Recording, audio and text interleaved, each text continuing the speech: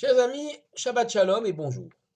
Nous allons étudier la paracha de Émor qui se trouve dans le livre de Vaïkra et qui commence par énumérer les règles liées au Kohanim, les interdictions notamment en matière matrimoniale, en matière conjugale.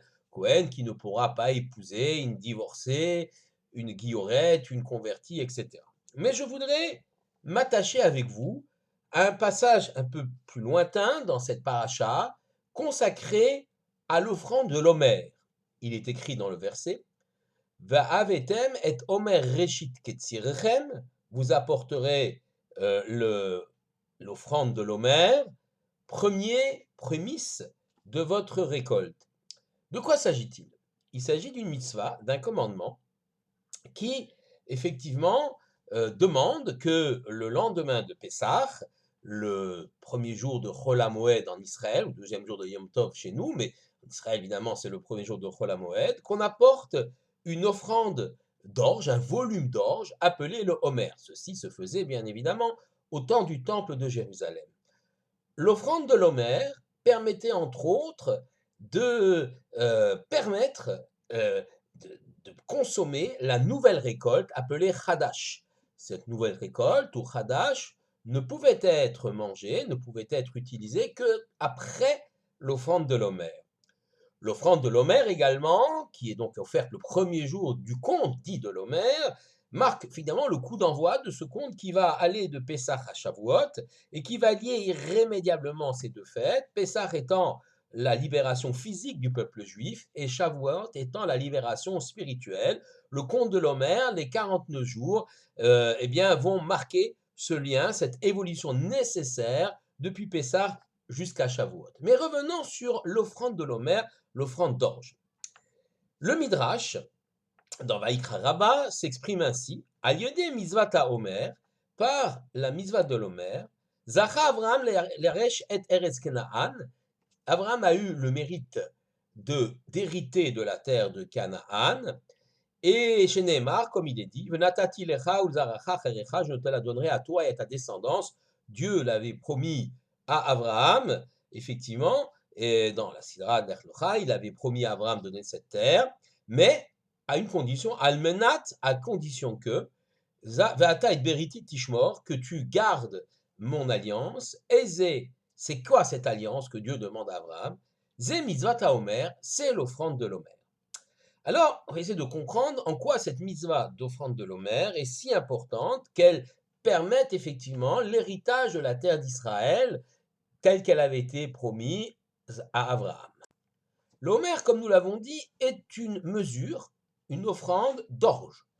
L'orge est ce qu'on appelle un machal behema, c'est-à-dire une nourriture qui est généralement réservée aux animaux, contrairement au blé, qui est une céréale noble, qui est utilisée pour fabriquer de la farine et du pain, donc plutôt une alimentation humaine.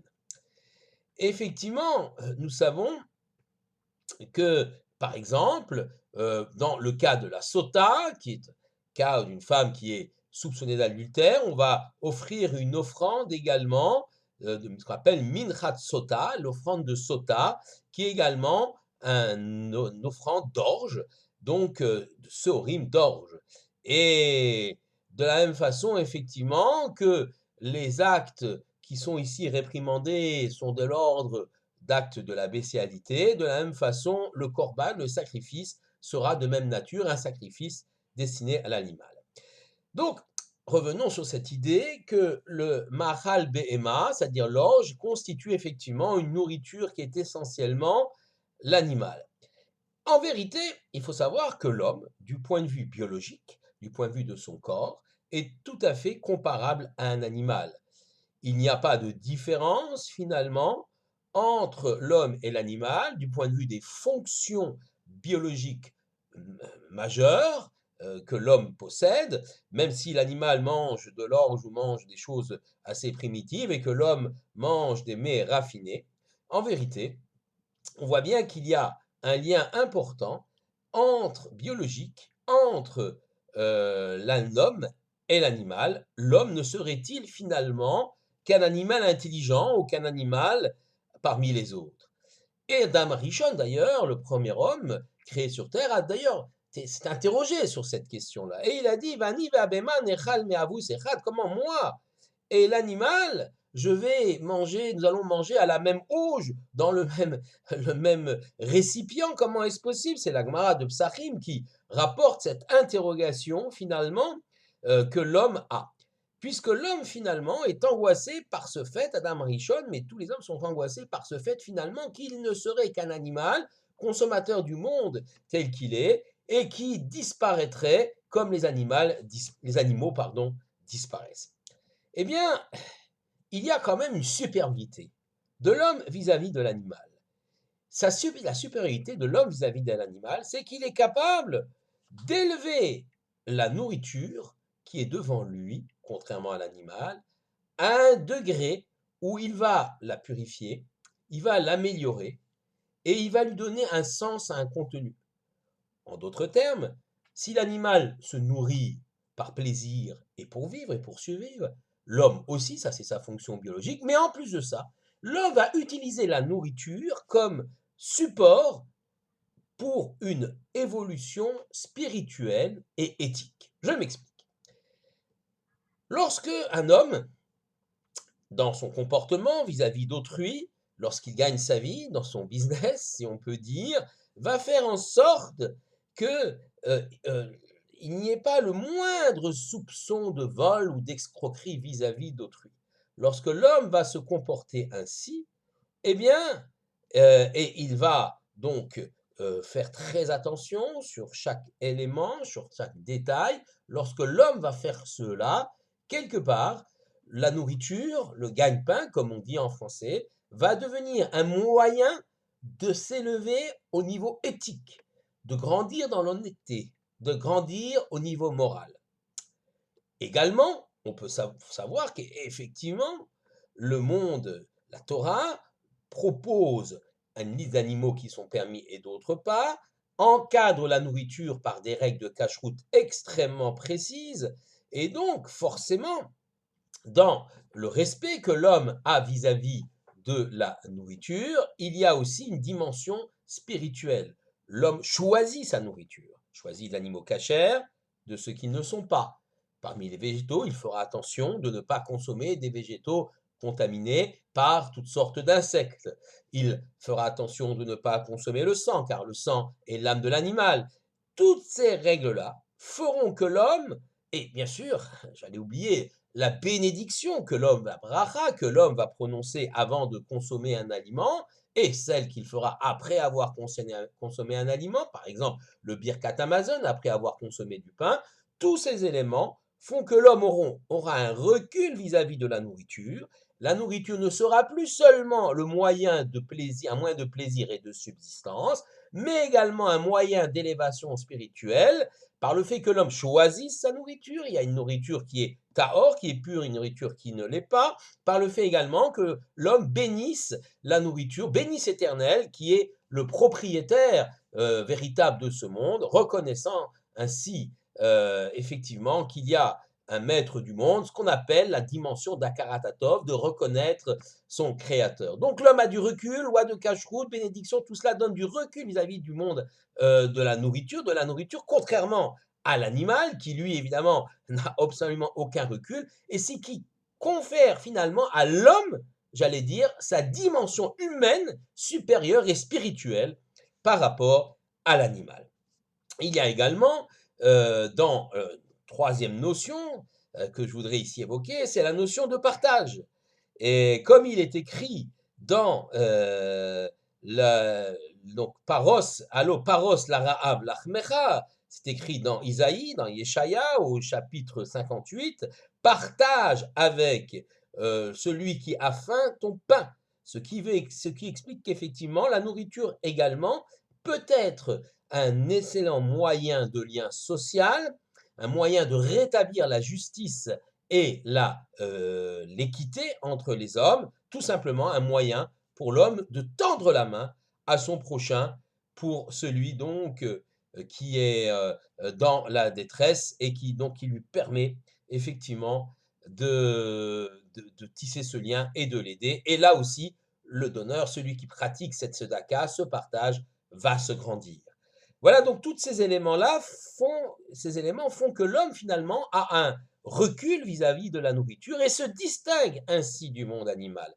Et le homer, qui est une offrande d'orge au départ, nourriture plutôt réservée à l'animal, mais qui peut être consommée par l'homme, eh bien, cet orge-là va subir ce qu'on appelle une anafa, c'est-à-dire qu'il va être élevé, vehenif et à homer, et tu élèveras, tu balanceras plus exactement, donc il y avait un geste de balancement du homer dans toutes les directions de l'espace, on élevait ça dans un panier, eh bien, élever ce machal behema, cette nourriture au départ destinée à l'animal, c'est permettre effectivement de donner un sens à cette nourriture qui devient non plus seulement l'objet de la jouissance et de la subsistance, mais un élément d'élévation spirituelle.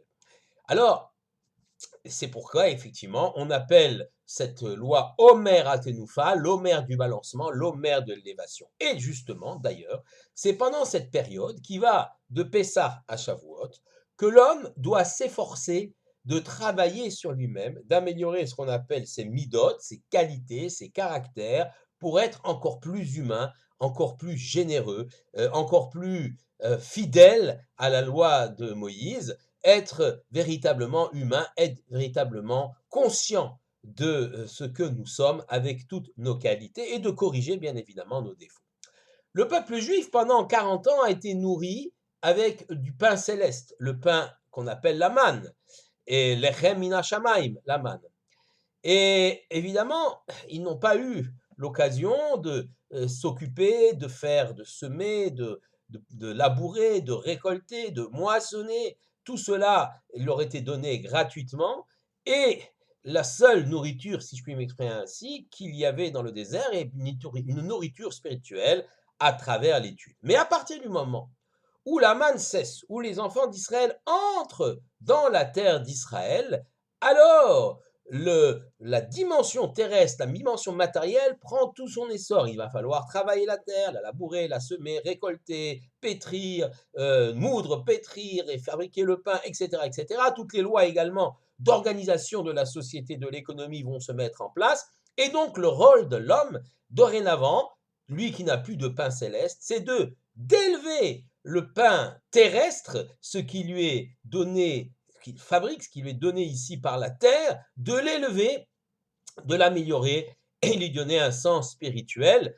Et c'est toute la vision qu'on a par rapport au Homer, à cette offrande de l'Homer.